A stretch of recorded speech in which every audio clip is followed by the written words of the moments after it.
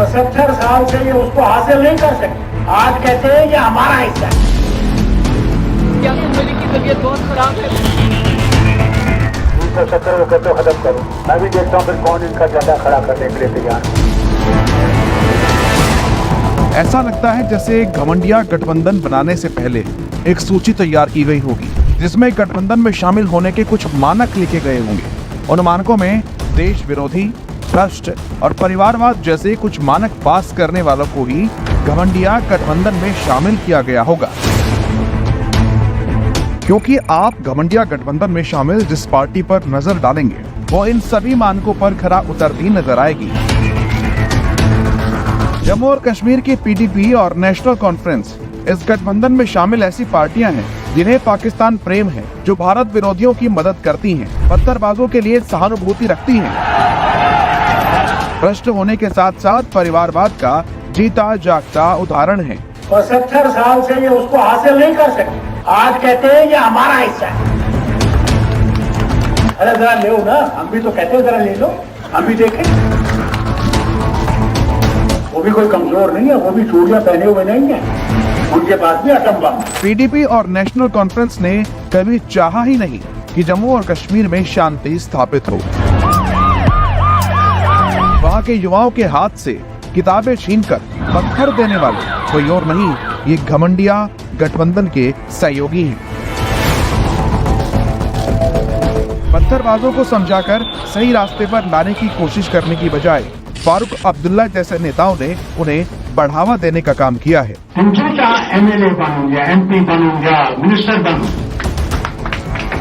उनकी सरगर्मी जुबान वो जो पत्थर फेंकने वाला है उसको टूरिज्म से कोई मतलब नहीं है, ये समझ जाए। उसको टूरिज्म से मतलब नहीं है, वो भूखे मरेगा मगर वो वतन के लिए वो पत्थर मार रहा है, ये समझने की जरूरत है।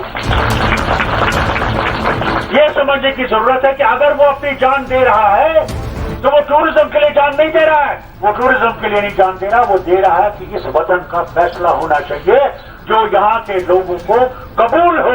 वो फारूक अब्दुल्ला ही थे जिन्होंने कहा था कि अगर धारा 370 हटी तो कश्मीर में कोई तिरंगा फहराने वाला नहीं मिलेगा। 370 को कहते खत्म करो। अरे करोगे तो फिर इलाहा किधर रहेगा? अल्लाह की कसम कहता हूँ, मेरे ख्याल से अल्लाह को यही मंजूर होगा हम इससे आजाद हो जाएं। करें, हम भी देखते हैं, हम भी देखते हैं। मैं भी देखता हूँ फिर कौन इनका झंडा खड़ा करने के लिए तैयार हो। मैं भी देखता हूँ फिर कौन इनका झंडा खड़ा करने के लिए तैयार हो। मैं भी देखता हूँ, आप भी देखते हैं। पीडीपी और नेशनल कॉन्फ्रेंस ही है जिनका पाकिस्तान प्रेम समय समय पर दिखता रहता है। इन दोनों पार्टियों की हमेशा ये सोच रही है कि भारत पाकिस्तान के सामने झुक जाए और उनकी शर्तें मान ले। अब अगर जम्मू कश्मीर के लोगों को सुकून मिलता है, आराम मिलता है, उसके लिए अगर आपको पाकिस्तान से फिर बात करनी चाहिए। और जो ट्रेड जम्मू कश्मीर, चाहे रावलाकोट का हो, चाहे वो मुजफ्फराबाद रोड का उड़ी मुजफ्फराबाद हो, जो ट्रेड हमारा रुक गया है उसको चालू करने के लिए भी पाकिस्तान के साथ बात करनी चाहिए। भारत को तोड़ने वाले, भारत में आतंकी गतिविधियों को चलाने वाले आतंकी यासीन मलिक की महबूबा मुफ्ती को इतनी चिंता है कि कभी वो आतंकी यासीन मलिक की रिहाई की मांग करती हैं, तो कभी सजा में बदलाव चाहती हैं।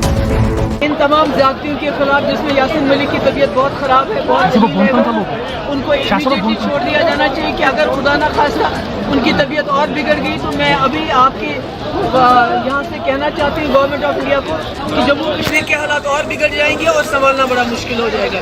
हिंदुओं से नफरत और पाकिस्तान प्रेम महबूबा मुफ्ती को विरासत में मिला है। पूरा देश जानता है महबूबा मुफ्ती के पिता मुफ्ती मोहम्मद सईद के राज में कश्मीरी हिंदुओं के साथ जघन्य अपराध हुआ। 1986 में अयोध्या में राम मंदिर के ताले खुलवाने के बाद देश के कुछ हिस्सों में दंगे भड़क उठे, जबकि कश्मीर काफी हद तक शांत था। लेकिन अनंतनाग जिले में हिंसा भड़क उठी जो मुफ्ती मोहम्मद सईद का गढ़ था। वहाँ कई मंदिरों को अपवित्र किया गया और पंडितों के घरों पर हमले किए गए। कश्मीर से रिपोर्ट करने वाले प्रवीण डोधी ने विभिन्न स्रोतों का हवाला देते हुए कहा कि मुफ्ती इन दंगों के पीछे थे, मुफ्ती ने ही दंगों की साजिश रची थी। इसके बाद से जम्मू कश्मीर में हालात और बिगड़ते चले गए। जब कश्मीरी पंडितों की हत्याएं शुरू हुई तब राज्य में नेशनल कॉन्फ्रेंस की ही सरकार थी और फारूक अब्दुल्ला सीएम थे। कश्मीरी पंडितों के बुरे दिनों की शुरुआत 14 सितंबर 1989 से हुई। भाजपा के राष्ट्रीय कार्यकारिणी के सदस्य और वकील टीकालाल टपलू जो कश्मीरी पंडित थे, उनकी हत्या कर दी गई।